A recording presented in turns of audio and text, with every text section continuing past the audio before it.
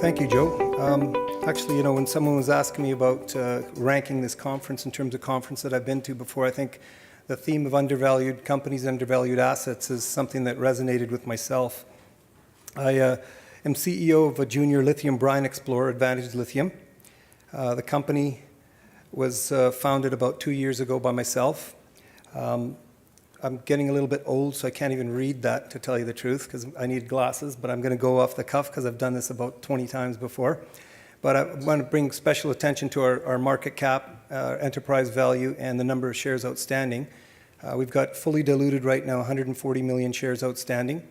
Of that 140 million, 45% of those shares are in a voluntary lockup agreement with our partners Orcobre, which own around 29%, management and insiders around 23%. We decided to lock that up in a pooling agreement till 2020 to show that we're committed long-term to this asset. Currently, we've got coverage with 8 Capital, who did our last financing. We'll have initiated coverage by Canaccord and National Bank prior to our scoping study and new resource before March at year-end. When I put American Oil and Gas together several years ago in 2007, 2008, and sold that 5 years later to Hess, it was a long-term Bakken play in North and South Dakota. And I kept a formula in my mind of how to build companies, raise capital, and get either bought by majors or continue building your asset base. And some of those metrics I used was obviously talented partnerships. We've got a strong partnership, as Joe was mentioning, with Orcobre. They've gone through all the difficulties and growing pains in developing their current asset in Cauchari, and we're going to basically leverage off all of that. We've got technical people that are sound, that have been in the industry, the lithium industry, geologists, mining industry for over 40 years. So we've got the track record in terms of team, which I'll go into a little bit later on.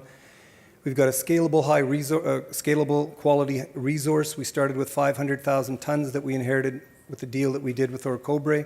We're expanding that now. We've done we'll have finished by Q1 2018 a 12-hole drill program that'll expand that initial resource. We've got tremendous local support. You can't underestimate that in countries like Chile and Argentina. We've inherited the individual that's been dealing with all of the locals, community members, the government, Miguel Peral's wife, Sylvia, which I'll go into a little bit as well. So she's on our team as well to continue developing those relationships with the locals. All of the people that we have that we've hired in Argentina and Salta are all locals. They're not from outside. And one important metric that Joe had mentioned in terms of capital, understanding capital markets, there's a slide in there about the deals we've done in the past, the funds we've raised, and the teams we put together, so we understand the capital markets. Our board of directors, myself, my CFO, Nick Demare, I've worked with for over 20 years, Miguel Peral, and Callum Grant, and then I asked Richard Saville, who's the CEO and managing director of Orcobre, to come on our board, and Rick Anton. Both of them have been instrumental in developing the Cauchari asset for Orcobre. I wanted to bring them on our board to bring credibility to what we are doing long term. So their advice has been fantastic so far, and we've leveraged off their experience. Our management team, 2 individuals there that I wanted to pay special attention to is Fritz Riddell, who's a hydrologist, and once you get to production, start looking at your scoping studies and how you're going to produce this brine and what quality. You need a very strong hydrologist, and Fritz has that background. Andy Robb, we brought him on in November after we finished our first set of drill results, which are all public. Andy's got some great experience in the industry and lithium industry, and he was part of bringing the Energy's Rincon project from pre-feasibility to feasibility study. He built that asset out to about 1 million to 3.5 million tons currently. He's going to handle all our project development as we move forward. And myself and my CFO. A little bit of background. You can get our presentations at our booth. There's a little bit more information about each individual, their backgrounds and how long they've been in the industry, which is very key. Without good people that understand lithium, you're not going to get the product out into the marketplace and the concentration that's required to monetize at the highest levels. Some of our prior successes, I worked at Yorkson Securities with Doug Leishman, who's one of our advisors. It was one of the top investment banking firms in North America. We did several deals I'm sure Joe is familiar with. Doug moved on to work with Juster at Endeavour. Endeavour was one of the companies that worked with and founded Silver, Wheaton, and Gold Corp. I sold American Oil and Gas. I was a founding shareholder in 2007, 2008, built it up and sold it to Hess. Our partners, Orocobre, they understand capital markets, they understand lithium. They've raised a significant amount of capital. So you've got the team, not only from the capital markets, but also the technical team. And we're sitting in a great jurisdiction. We're sort of in the heart, in the triangle of lithium production in Argentina. So speaking about the heart and the lithium triangle, there's a couple of keys that are important when you're looking at becoming a junior exploration company and advancing yourself quickly. We sit in a jurisdiction where you've got roads, power, and access to water. If anybody tells you they're going to be producing lithium, they need that infrastructure there. And we're sitting in the middle of two of the only producers, FMC and Orocobre, in Argentina. We'll go into a little bit more detail how strategically located we are in Cauchari, but that is the flagship asset. We also have 3 exploration assets that we'll do some work on later on this year, but the key focus here right now to build value at advantages with Cauchari. Our joint venture is with Orocobre, one of the only producers, independent producers in the last 20 years. As Joe was mentioning, it's not easy to bring lithium to the marketplace at the concentration that's required. Richard Seville and I work very closely together. The joint venture is a 75-25 joint venture. We are the operators. We have a shareholder agreement we're governed by. We have voting control on Orocobre's shares, and we use their advice when we need it, and it's been actually very good advice so far that they've been giving us in the field. And as we move forward, as I said, we're going to build this asset out by Q1 2018. We'll have a new resource defined by March 31st, first part of April. What we did since March 2017, I think I'm really proud of the group that we have assembled. We've quickly closed our financing with Orocobre. We raised $20 million.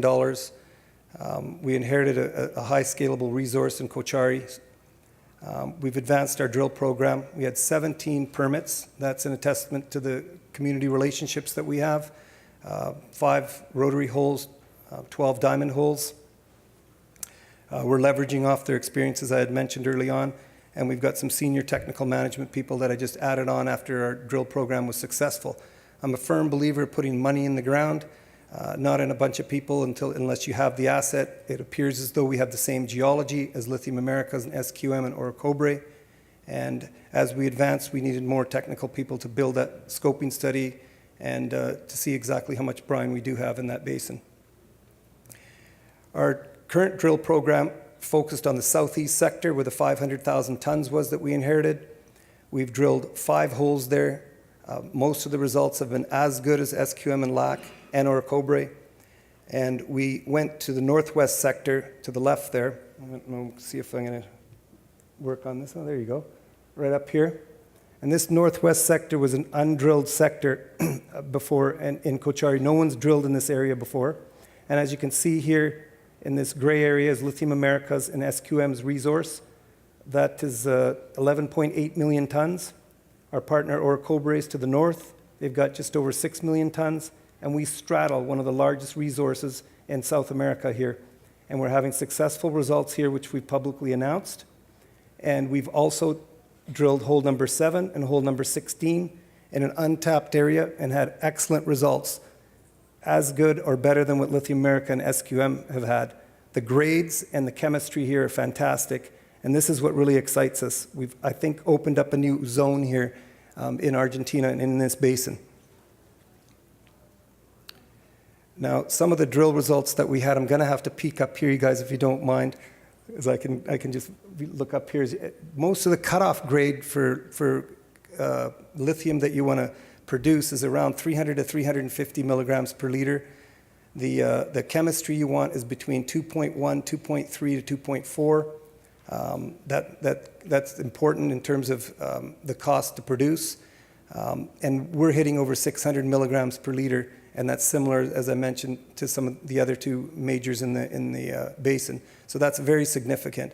It's not whether we have brine there, it's how much we have and what the concentration is. Now, our drill program will continue into Q1 2018, where we're going to put, where do we go here? Oh, this thing isn't working. Oh, yeah, here we go. We're going to drill hole number 17 and 18 here in the north, in the northwest sector. And then we're going to drill 12, 13, and 14, all by the end of March. And that'll build up our new resource number that we're going to put out. And it's going to be significantly higher than the 500,000 tons we currently have. So that's the drill program up until the next couple of months that we're initiating to build our new resource. Oh, I've got 5 seconds left here. Holy cow. This is worse than when I was going to start off with a story. When I was in Maui last Saturday, I woke up to a text message. My phone was buzzing and it said, incoming missile. This is not a drill. No, actually it said incoming ballistic missile. This is not a test. And I'm like, holy shit, we're about to hit a mother lode in Argentina. I'm going to make another fortune and I'm going to get blown up by North Korea. Anyhow, I'm going to advance this a little faster so I give my other gentleman up here a little bit. But, I don't know if I can say this or not, but, Joe is someone who asked some very serious questions when we went on a site visit just early in November. We had 52 analysts, brokers, buy side, sell side, and analysts out there. And I think he asked probably the best questions. And when he came out and recommended us, it really validated the hard work that our teams put together in developing what we have. And I don't think I've seen a company fast track as quickly as we have from ground zero to the asset that we're starting to build up. And if you feel long term that lithium is a space that you want to invest in long term, I think after this presentation and this particular slide here, which I can jump to, we're probably the most undervalued junior in the space when you look at lithium brine explorers in terms of market cap and enterprise value. I can answer some more questions for you in the other room, and I want to give my colleagues a little more time, but that's a key slide there. Joe was talking about value, value, value. You want to look at undervalued companies that are junior explorers that have the team, have the capital, and have the assets. Thank you very much.